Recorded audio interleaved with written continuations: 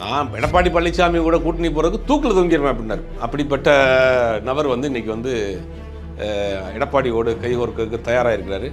எனக்கு அந்த ஒரு படம் காமெடி படம் ஒன்று இந்த விஜய் சேதுபதி படத்தில் வரும்.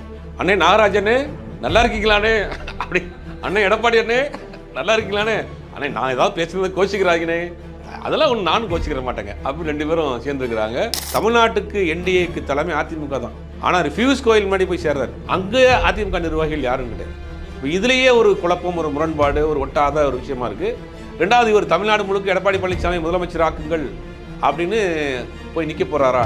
என்னதான் உடைந்து போன கண்ணாடியை ஒட்ட வச்சாலும் அதில் முகம் பார்த்தா கோணலாக தான் தெரியும். பவர் சென்டராக இருக்கவங்கள்ட்ட புனிங்கிட்டு இன்னொருத்தரை கொண்டு வச்சுட்டு நீங்கள் அவருக்கு ஓட்டு போடுங்கன்னு எப்படி போடுவாங்க? Simple logic. இப்போ அந்த இடத்துல சசிகலா இருந்த இடத்துல நீங்கள் எடப்பாடி பழனிசாமி கொண்டு உட்கார வச்சிருக்கீங்க. அப்போ நீங்கள் அந்த யாரை ஏற்றுக்கிட்டு ஓட்டு போட சொல்லுவாங்க, ஓட்டு போடுவாங்க. அப்போ இந்த லாஜிக்கே தப்பான லாஜிக்கு.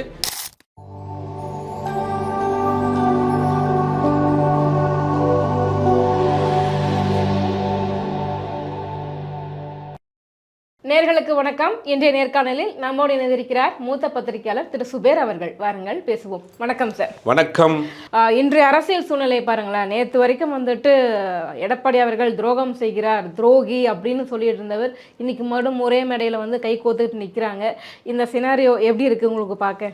நான் எடப்பாடி பழனிசாமி கூட கூட்டணி போகிறதுக்கு தூக்கில் தொங்கிடுவேன் அப்படின்னாரு. அப்படிப்பட்ட நபர் வந்து இன்னைக்கு வந்து எடப்பாடியோடு கைகோர்க்கு தயாராக இருக்கிறாரு. எனக்கு அந்த ஒரு படம் காமெடி படம் ஒன்று இந்த விஜய் சேதுபதி படத்தில் வரும். அண்ணே நாகராஜனே நல்லா இருக்கீங்களானே அப்படி, அண்ணே எடப்பாடி அண்ணே நல்லா இருக்கீங்களானே, அண்ணே நான் ஏதாவது பேசுறது கோச்சிக்கிறாங்கண்ணே, அதெல்லாம் ஒன்று நானும் கோச்சிக்கிற மாட்டேங்க அப்படி ரெண்டு பேரும் சேர்ந்துருக்கிறாங்க. ஆனால் இது என்ன எப்படி பார்க்க வேண்டியதாக இருக்குது அப்படின்னா, போன மாதம் வரைக்கும் வந்து கடுமையாக எடப்பாடி பழனிசாமியை விமர்சனம் பண்ண இது டிடிவி தினகரன் வந்து இன்றைக்கி என்டிஏவில் சேர்ந்துருக்கிறாரு. இதுலேயுமே ஒரு முரண்பாடான கூட்டணியாக தான் நான் பார்க்குறேன் இப்பயுமே. அதான் என்னென்னா, என்டிஏயை பொறுத்த வரைக்கும் இப்போ வந்து புதிய கட்சியெலாம் உள்ளே வரல, இருக்கிற கட்சிகளே பலகீனமாக தான் இருக்குது. இப்போ பார்த்தீங்கன்னா பாட்டாளி மக்கள் கட்சி ரெண்டாக இருக்குது. அதிமுகக்குள்ளே பல தலைவர்கள் வெளியே போயிட்டாங்க. ஜேசிடி பிரபாகரன், செங்கோட்டையன், அன்வர் ராஜா, மைத்திரையன், பல தலைவர்கள் வெளியாயிட்டாங்க. அப்போ அதிமுக ரொம்ப பலகீனமாக இருக்குது. என்டிஏவில் வேறு கட்சியும் இல்லை. அதுதான் யதார்த்தமான உண்மை.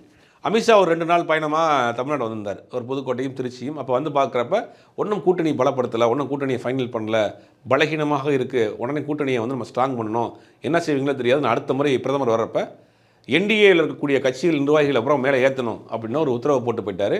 அப்போ அவங்க என்ன நினைக்கிறாங்கன்னா, தென் பகுதியில் இருக்கக்கூடிய முக்குளத்தோர் வாக்குகள்ங்கிறது ஒரு கணிசமாக இருக்குது 60-70 தொகுதிகளில்.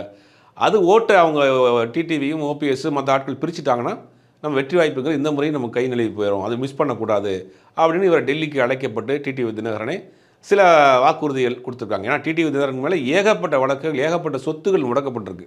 சிபிஐ விசாரணை இருக்குது, இடி இருக்குது, ஏகப்பட்ட வழக்குகள் இருக்குது.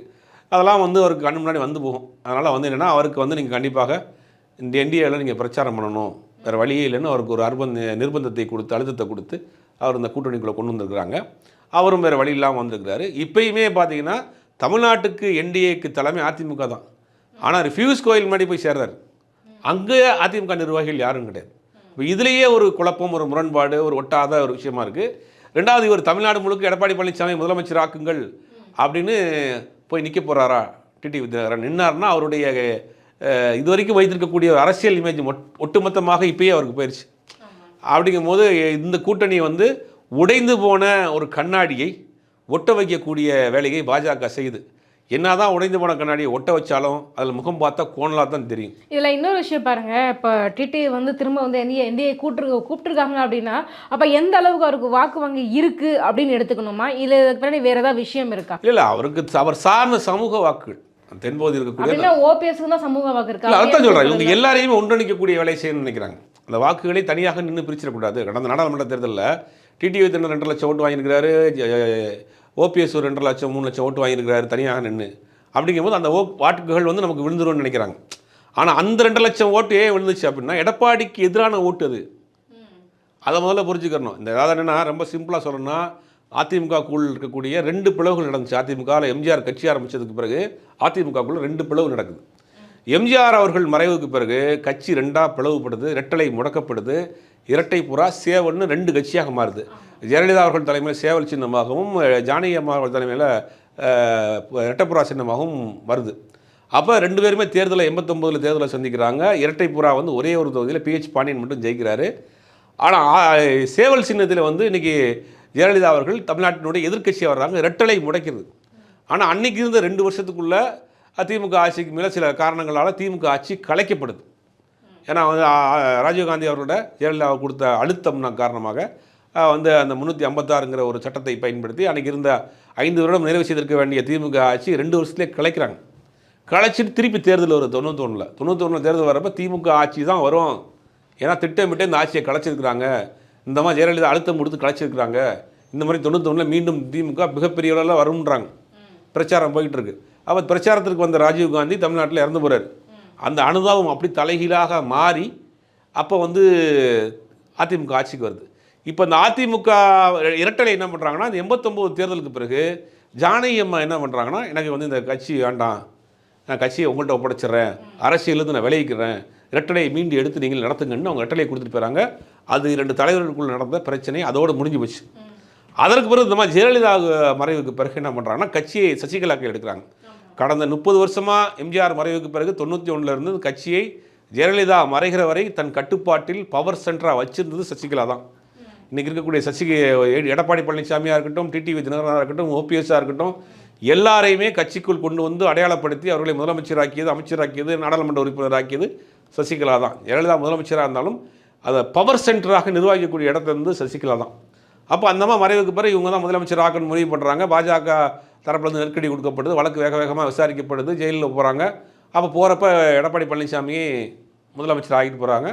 எடப்பாடி பழனிசாமி முதலமைச்சரானே கட்சியை முழுவதுமாக தன் கட்டுப்பாட்டில் கொண்டு வர்றாரு. அப்போ கடந்த 30 வருஷமாக தன் கட்டுப்பாட்டில் இருந்த கட்சி, இந்த கட்சிக்கு முக்குளத்தோர் கட்சின்னு ஒரு பேரே கூட இருந்துச்சு. அப்படி பவர் சென்டர் மொத்தமாக சசிகலாவின் கையில் இருந்த ஒரு கட்சியை எடப்பாடி பழனிசாமி அன்றைக்கி வந்து கையில் எடுத்துகிட்டு போயிட்டார். அந்த கோபம் வந்து அந்த மக்களுக்கு இப்போது வரைக்கும் இருக்குது.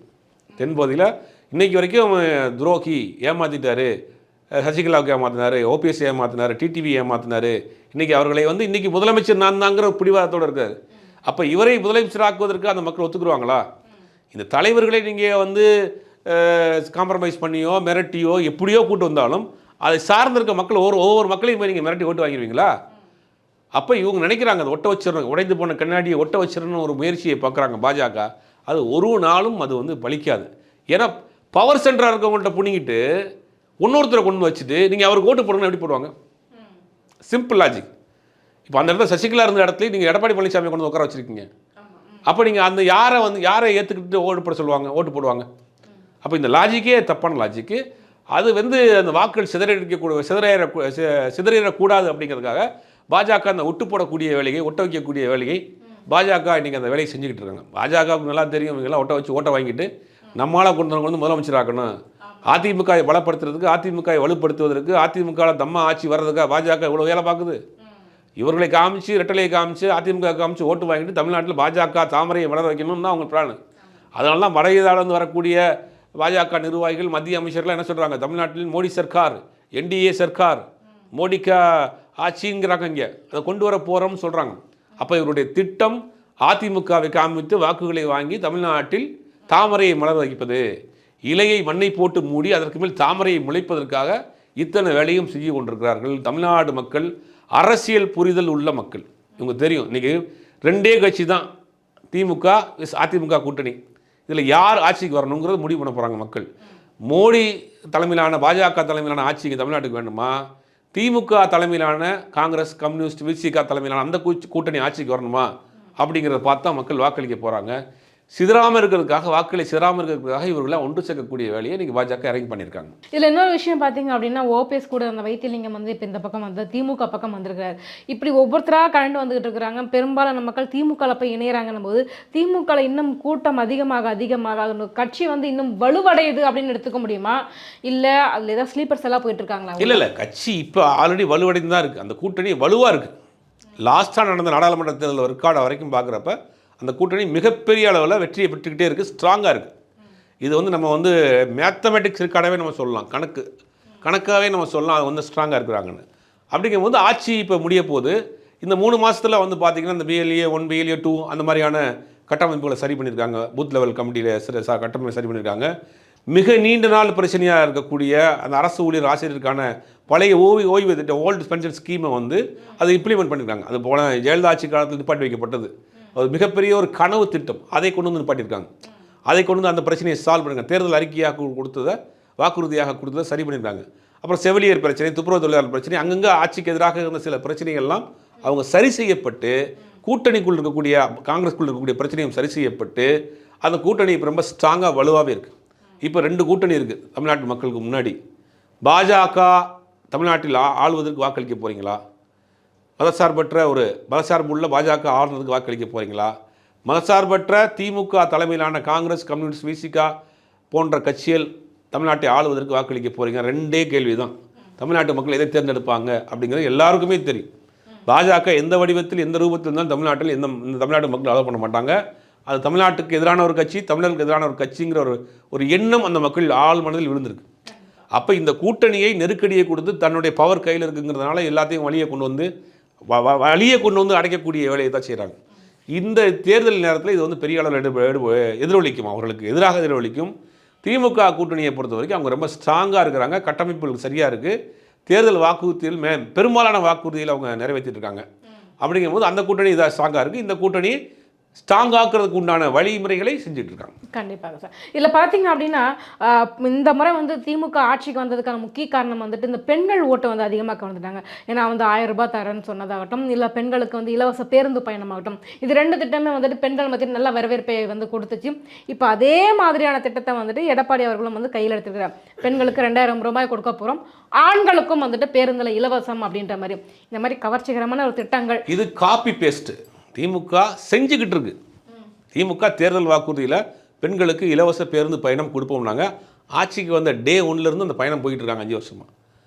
பெண்களுக்கு 1000 ரூபாய் மாதம், வயதான பெண்களுக்கு 1000 ரூபாங்கிறது வருஷத்துக்கு 12,000 ரூபா வீட்டுக்கு போயிட்டு இருக்கு. அரசு பள்ளியில் படிக்கக்கூடிய மாணவர்கள் அரசு கல்லூரிகளுக்கு போகிறப்ப மாதம் 1000 ரூபாங்கிறது அந்த ஸ்கீம் போயிட்டு இருக்கு. இதெல்லாம் வந்து இலவசம் கிடையாது. இதெல்லாம் வந்து இன்வெஸ்ட்மெண்ட் ஸ்கீம். ஒரு பையன் அந்த 1000 ரூபா கல்லூரி மாணவர்களுக்கு கொடுக்கறதுனால கிட்டத்தட்ட 62% வந்து ட்ராப் அவுட் குறைஞ்சிருக்குன்றாங்க. தமிழ்நாட்டில் படிப்பை பாதியில் விடக்கூடியவரோட எண்ணிக்கை 62% குறைஞ்சிருக்கு. 62% குறைஞ்சிருக்குன்னா இப்போ கல்வி வளர்ச்சி அதிகமாக இருக்குன்னு அர்த்தம். அவனுடைய வறுமை காரணமாக படிப்பை நிப்பாட்டிட்டு வேலைக்கு போயிடக்கூடாது, உனக்கு காசு தானே வேணும், நாங்கள் அரசாங்கம் தருது, நீ படி.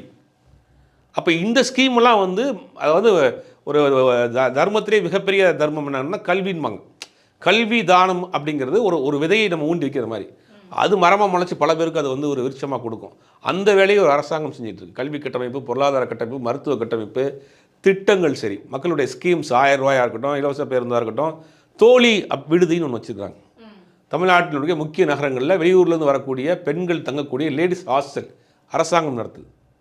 இதெல்லாம் நிறையா திட்டங்கள் சொல்லிட்டே போகலாம். இதெல்லாம் மக்கள் நல திட்டங்கள் பெரிய அளவில் நீங்கள் சொன்ன மாதிரி பெண்கள் வாக்குகளை பெருசாக வாங்கியிருக்கிறாங்க. பெண்கள் வாக்குகள், இந்த 3ஆம் பாலினத்தவருடைய வாக்குகள், இது மாதிரி நிறையா ஜெண்டர் ஈக்குவாலிட்டிங்கிறதுல இந்த அரசாங்கத்தில் ரொம்ப கவனமாக செயல்படுறாங்க.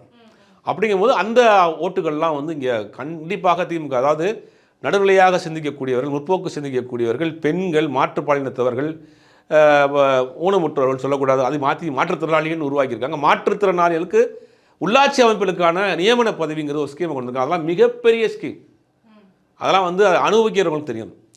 இப்படி எத்தனையோ ஸ்கீம்ஸ் வந்திருக்கு. இதெல்லாம் வந்து தேர்தல் நேரத்தில் திமுகவுக்கு மிகப்பெரிய அளவில் ஒரு எஃபெக்ட் கொடுக்கும். பார்த்தீங்கன்னா அந்த கல்விக்கு நம்ம முக்கியத்துவம் கொடுக்குற விஷயமா இருக்கட்டும், நான் முதல்வன் திட்டமாக இருக்கட்டும், நிறைய சொல்லிட்டே போகலாம். ஒவ்வொரு திட்டமும் வீட்டுக்கு போய் சேர்ந்துருக்கு ஏதாவது ஒரு திட்டம். அப்படிங்கும்போது தேர்தல் நேரத்தில் திமுகவுக்கு பெரிய அளவில் கை கொடுக்கும். இப்போ இபிஎஸ் கொண்டு வந்திருக்காரு, ஆண்களுக்கு வந்து பேருந்தில் இலவசமாக பயணம் போகலாம் அப்படின்னும்போது ஆண்கள் மத்தியில் இது வரவேற்பை கொடுக்கும்னு நினைக்கிறீங்களா? இல்லை, இது பெருசாக அவங்க எடுத்துக்க மாட்டாங்க. இது என்ன இப்போ ஆண்களுக்கு மத்திய வரணும், அது ஒரு குறிப்பிட்ட பஸ்ஸில் தான் போக முடியும். பட்டு ஒரு விளிம்பு நிலையில் இருக்க மக்களுக்கு அது கை கொடுக்கக்கூடிய ஒரு திட்டமாக இருக்கலாம். ஏன்னா அது ஒன்றும் வந்து அந்த 5 வாக்குறுதி கொடுத்துருக்காரு. அதாவது நாங்கள் வந்து 2000 ரூபா கொடுக்க போகிறோம், நீ 1000 ரூபா கொடுத்தா நான் 2000 கொடுப்பேன் அப்படின்னு சொல்கிறாரு. அப்புறம் வந்துட்டு ஆண்களுக்கும் பேருந்து பயணம் கொடுக்க போகிறோம், அந்த மாதிரி 5 ஸ்கீம் சொல்லியிருக்காரு. தேர்தல் வாக்குறுதிகள் அப்படிங்கிறது தேர்தல் நேரத்தில் கொடுக்கக்கூடிய ஒரு விஷயமா இருக்கணும். இவர் அதுக்கு முன்னாடியே கொடுக்குறாருன்னா இந்த அரசாங்கத்தின் மேலே எந்த மாதிரி இல்லை, இதை டைவெர்ட் பண்ணுறதுக்கான ஒரு வேலையை தான் முன்னாடியே பண்ணி அது ஒரு விவாதமாக்கணுங்கிறதுக்காக பண்ணியிருக்காங்க. இது தேர்தலில் பெருசாக எடுபடாது. இவங்க கொடுத்துக்கிட்டு இருக்கிறாங்க, ஆல்ரெடி அதை வந்து இப்போ பயன்பட்டு இருக்கிறாங்க. அப்படிங்கும்போது நான் ஆண்களுக்கும் கொடுக்குறேன் அப்படிங்கிறது வந்து இனி திமுக வாக்குறுதிகள் ஏதாவது இருக்கும். அது திமுகவுடைய தேர்தல் வாக்குறுதி தான். கலைஞர் சொல்லுவார், தேர்தல் வாக்குறுதிகள் தான் திமுகவினுடைய கதாநாயகன் அப்படிம்பார். அப்படிங்கும்போது அவங்களும் இது காட்டிலும் அதிகமான வாக்குறுதிகளை கொடுப்பதற்கு இருப்பாங்க. ரெண்டாவது, இவர்கள் சொல்கிறாங்க, அவர்கள் செஞ்சுக்கிட்டு இருக்காங்க. ரெண்டுக்கு வித்தியாசம் இருக்குது. ஒரு மாதம் 1000 ரூபா அக்கௌண்ட்டில் விழுந்துக்கிட்டு இருக்கு. 31ஆம் தேதியே டக்குன்னு ஒரு கவர்மெண்ட் வேலை பார்க்குற மாதிரி ஒருத்தவங்க வந்து காசு விழுகுது அப்படிங்கிறது அவங்களுக்கு மிகப்பெரிய அளவில் அது ஒரு கை கொடுக்கும். வயதானவங்க இருக்கிறாங்க கிராமத்தில், அவங்களுக்கு 1000 ரூபா மாதம் வருது. வீடு தேடி மருத்துவம்னு ஒன்று வருது, வீடு தேடி ரேஷன் வருது. 70 வயதுக்கு மேலே உள்ளவங்களுக்கு வீட்டுக்கு கொண்டு வந்து ரேஷன் கொடுத்து போகிறாங்க. இந்த ஸ்கீம்லாம் வந்து ஒரு பெரிய அளவில் அவங்களுக்கு எதிரொலிக்கும் தேர்தல் நேரத்தில். இப்போ இந்த விஷயம் இப்போ தேர்தல் வந்து ஓகே பண்ணிட்டு இருக்காங்க. எடப்பாடி வந்துட்டு முக்கால்வாசி வந்து பிரச்சாரத்தையும் முடிச்சிட்டாரு. கிட்டத்தட்ட ஓவரால் முக்கால்வாசி மாவட்டங்களை கவர் பண்ணிட்டார். இங்கே திமுக பார்த்தீங்க அப்படின்னா இன்னும் நலத்திட்டங்கள் தான் பண்ணிக்கிட்டு இருக்கிறாங்க. என்ன நடக்குது திமுக? என்ன பிரச்சாரத்துக்கு என்ன போக ஆரம்பிக்கல? ரொம்ப கான்ஃபிடென்ட்டாக இருக்காங்களா? இல்லை, அவர் எதிர்க்கட்சி, இவர் ஆளும் கட்சியாக இருக்கிறாங்க, பதவியில் இருக்கிறாங்க. பதவியில் இருந்தப்போ நேரடியாக பிரச்சாரத்துக்கு போக முடியாது. முதலமைச்சரோ அமைச்சர்களோ நேராக பிரச்சாரத்துக்கு பண்ண முடியல. அப்போ ஸ்கீம்ஸ் தான் பண்ண முடியும். அவங்களால ஆய்வுக் கூட்டம் நடத்தலாம், ஸ்கீம்ஸ் நடத்தலாம், ஸ்கீம்ஸ் கொண்டு போய் சேர்க்கலாம். பிரச்சாரத்துக்கு எப்படி போவீங்க? அதுக்கு சில புரோட்டோக்கால் இருக்குது. அரசு அதிகாரி, அப்போ அரசு பதவியில் இருக்கக்கூடிய ஒரு அமைச்சராக இருக்கும், அரசு பதவி இருக்க மாதிரி தான் ஏறக்குறைய அரசாங்கத்தின் சம்பளம் வாங்குவார். அவர் எப்படி நேரடியாக போய் பிரச்சாரம் பண்ண முடியும்? பண்ண முடியாது. அதை தாண்டி என்ன செய்வாங்கன்னா பிரச்சனைகள் அடிப்படையில் பண்ணுவாங்க. இப்போ ஒரு தொகுதிக்குள்ளே என்னென்ன பிரச்சனைகள் இருக்கா சரி பண்ணுவோம். ஒரு எம்எல்ஏவாக சரி பண்ணுவோம், எம்பியாக சரி பண்ணுவோம், ஒரு அமைச்சராக அந்த பிரச்சனையை சரி பண்ணக்கூடிய வேலை செய்வாங்க. இப்போ எதிர்க்கட்சியாக இருக்கவங்க நேராக பிரச்சாரத்துக்கு போயிடுவாங்க. தேர்தல் தெரிவித்த அறிவித்த பிறகு இத்தனை அமைச்சர்களும் பிரச்சாரத்துக்கு போவாங்க. இது ரெண்டுக்கும் ப்ராக்டிக்கலாக சில சிக்கல் இருக்குதுல்ல. இந்த எலெக்ஷனில் வந்துட்டு பாஜகவோட ஓட்டு வங்கி உயரும்னு நினைக்கிறீங்களா, இல்லை அதே மாதிரி இருக்குமா, கம்மியாகுமா? இல்லை, இந்த தேர்தலை பொறுத்த வரைக்கும் தமிழ்நாட்டை யார் ஆளணுங்கிறதுக்கு ஓட்டு போட போகிறாங்க மக்கள். பாஜக தமிழ்நாட்டுக்கு வரணுமா, பாஜக தமிழ்நாட்டுக்கு தேவையா, பாஜக தமிழ்நாட்டில் ஆட்சி செய்யணுமா அப்படின்னு பார்த்தா அது என்ன ரிசல்ட் வருங்க நல்லா தெரியும். பெரும்பாலான தமிழ்நாட்டில் இருக்கக்கூடிய மக்களுக்கு பாஜக எதிர்ப்பு மனநிலையில் தான் இருக்கிறாங்க. அப்படிங்கும் போது இந்த முறை அவர்கள் பாஜகவோடு சேர்ந்து அதிமுகவும் பலகீனமாக தான் போகுது. அதிமுக தனிச்சு நின்று 22% வாங்கினாங்க போன முறை நாடாளுமன்ற தேர்தலில். இந்த முறை அதிமுக வாக்கு வங்கி மிகவும் குறைய போகுது. ஏன்னா இன்னும் நம்ம பேசிகிட்டு இருக்க நேரத்தில் பல லிஸ்ட்டு சொல்கிறாங்க. அதிமுக முன்னாள் நிர்வாகிகள் பலரும் அதிமுகவிலிருந்து வெளியேற போகிறாங்க, இன்னும் சில நாட்களில் அந்த செய்தி வரப்போகுதுங்கிறாங்க. அப்படிங்கும்போது இன்னும் நிர்வாகிகள் வெளியேறணும்னா அதிமுக மிக பலகீனமாக தான் ஆகும். எப்படியா இருந்தாலும் இந்த கூட்டணி தேராது அப்படிங்கிற மாதிரி தான் தெரியுது. எங்கள் கேள்விகளுக்கு ரொம்ப சிறப்பான பதில் சொன்னீங்க சார். ரொம்ப நன்றி.